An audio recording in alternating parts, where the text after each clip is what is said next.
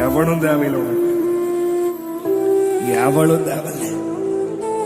அவன் வேணும், இவன் வேணும், வேண்டாம்.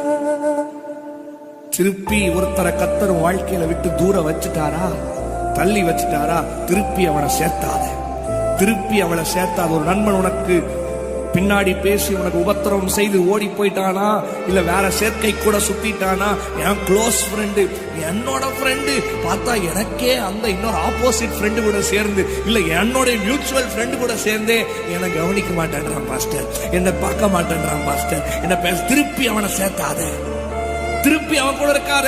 ஒரு வாட்டி உனக்கு அவர்கள் தவறு செய்து உனக்கு துரோகம் செய்து விலகி விட்டார்களா, திருப்பி அவன் இல்லைன்னு அவங்களை சேர்க்கணும்னு சொல்லி தயவு செய்து மகளே, மகனே, தம்பி, தங்கச்சி நினைக்காத.